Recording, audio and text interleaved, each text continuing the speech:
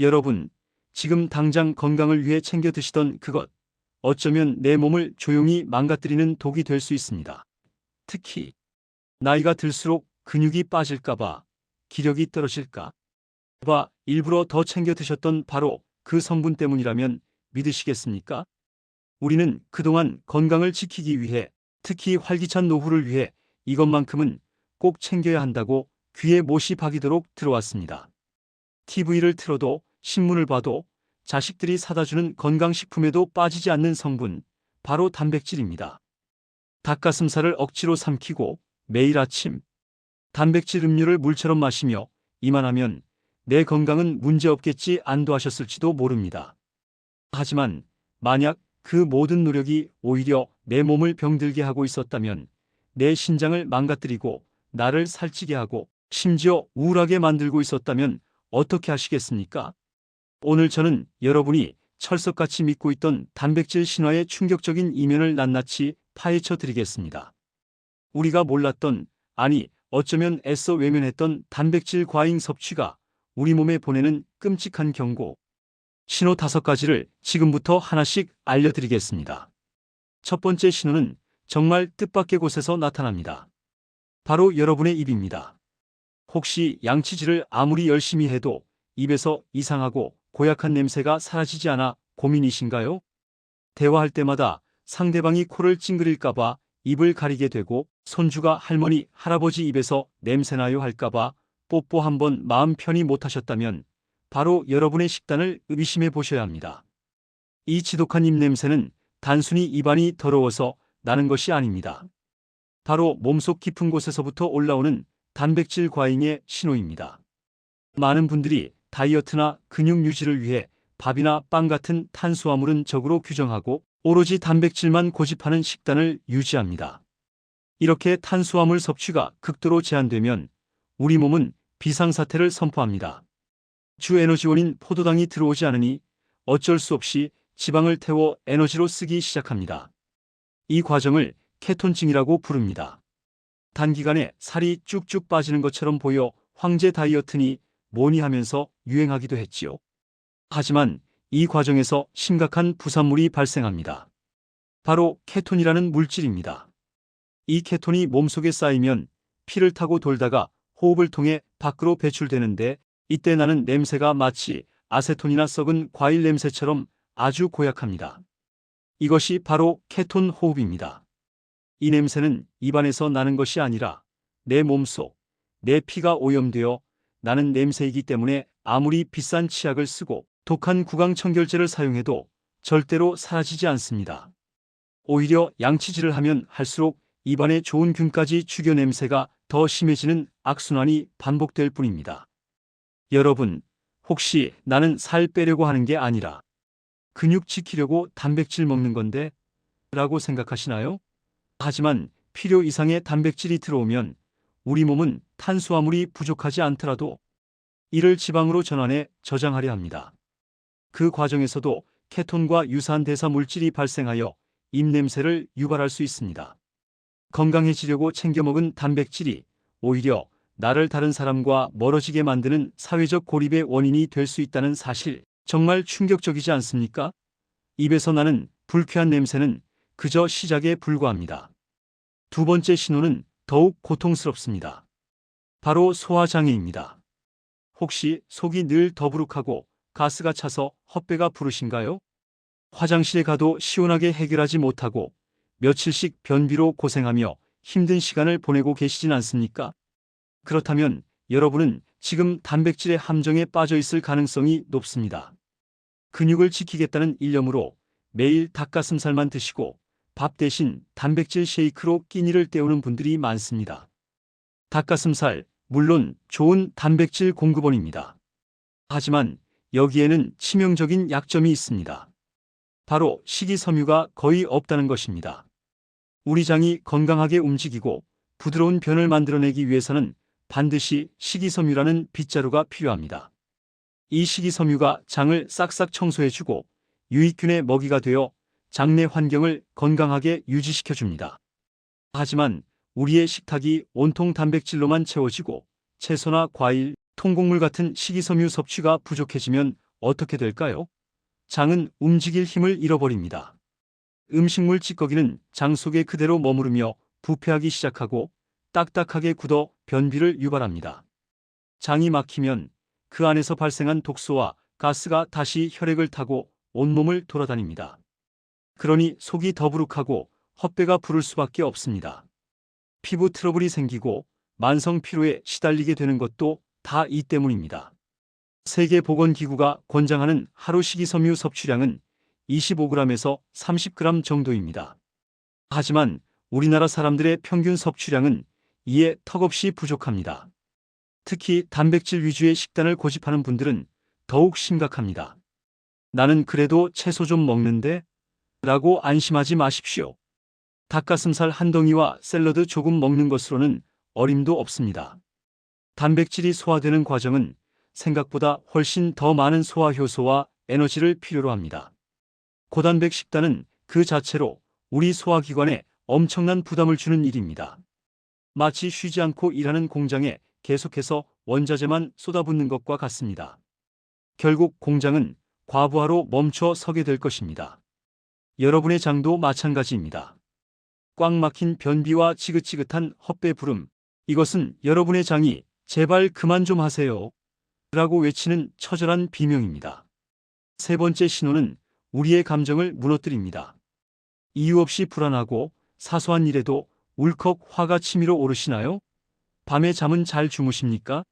혹시 예전과 달리 매사에 의욕이 없고 기분이 축축 가라앉는 날이 많아지셨다면 여러분의 뇌가 보내는 신호일 수 있습니다. 우리는 흔히 밥심으로 산다는 말을 합니다. 이 말은 단순히 배를 채운다는 의미가 아닙니다.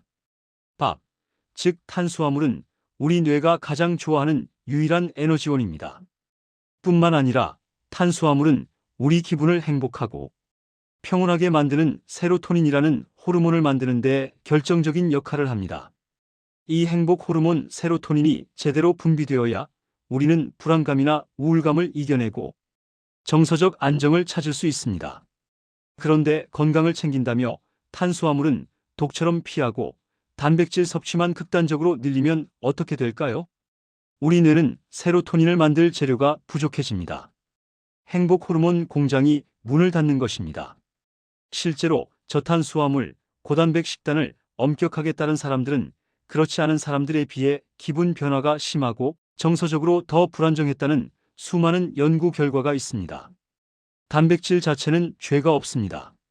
하지만 단백질을 섭취하기 위해 탄수화물을 극도로 제한하는 그 불균형이 문제의 핵심입니다. 여러분, 생각해 보십시오. 뇌가 행복해지지 않는데 과연 내 몸이 건강하다고 말할 수 있을까요? 매일 닭가슴살을 씹으며 근육은 지켰을지 몰라도 내 마음은 병들어가고 있었던 것은 아닐까요? 요즘 부쩍 예민해지셨다, 화가 많아지셨다는 주변의 이야기가 혹시 여러분의 식단 때문은 아닌지 지금 당장 점검해 보셔야 합니다. 불안하고 초조하고 우울한 기분, 이것은 여러분의 성격 탓이 아닙니다. 어쩌면 여러분의 뇌가 제발 밥 좀 주세요, 행복해지고 싶어요 라고 절박하게 외치는 신호일지도 모릅니다.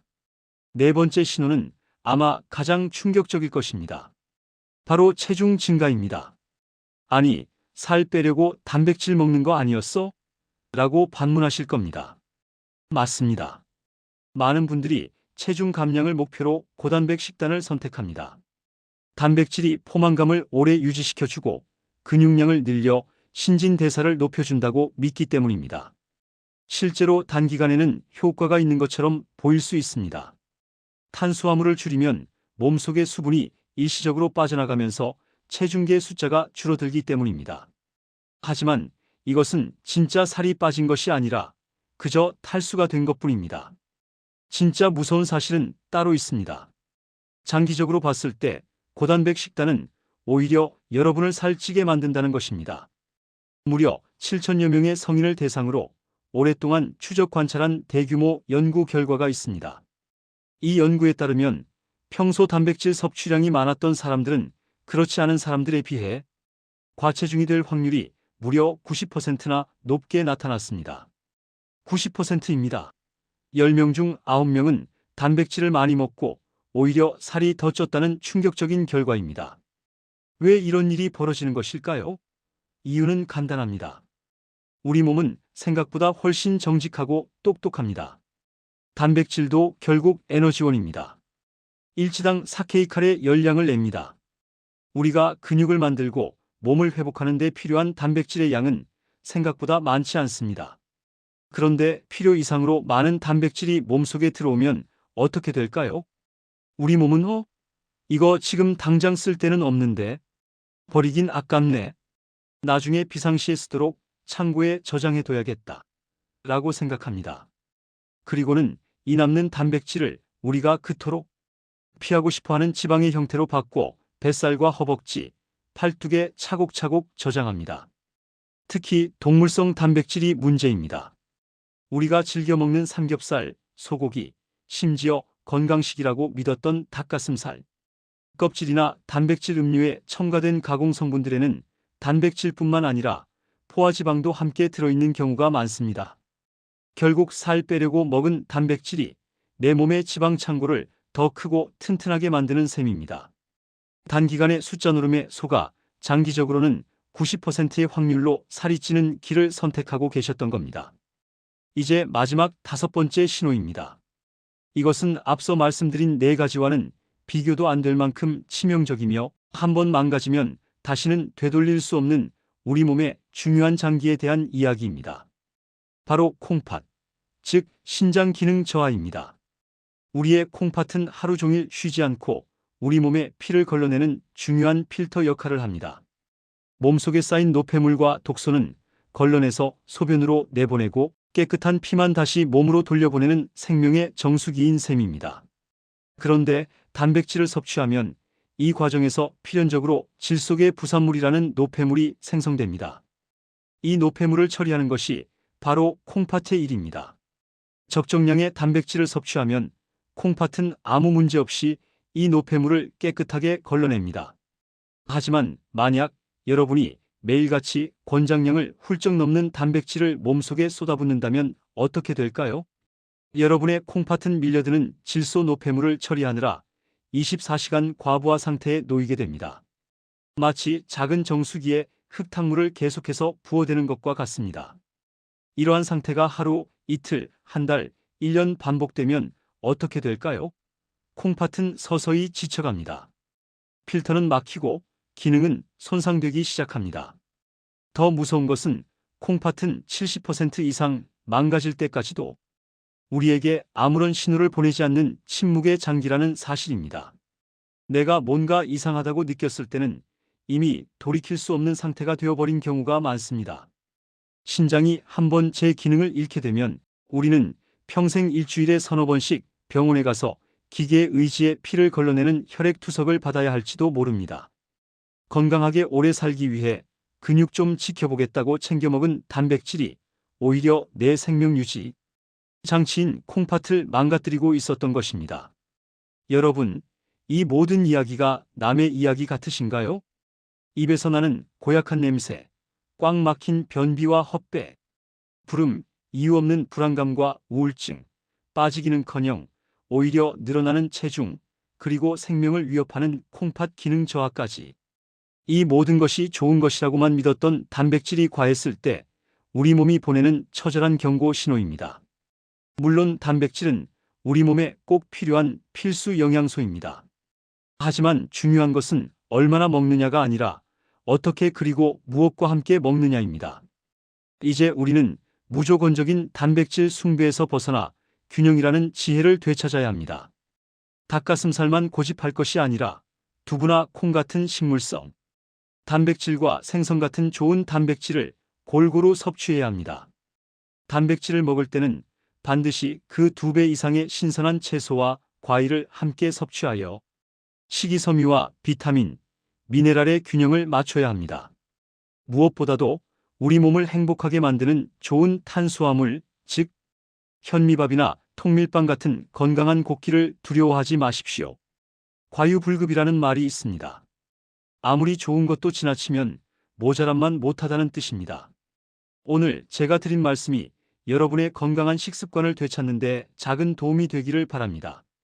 오늘 영상이 유익하셨다면 주변의 소중한 분들께도 꼭 공유해 주세요. 여러분의 건강하고 행복한 삶을 응원하는 행복천사 채널 구독과 좋아요도 잊지 말고 꼭 눌러주시기 바랍니다. 다음에도 더 유익하고 알찬 건강 정보로 찾아뵙겠습니다. 감사합니다.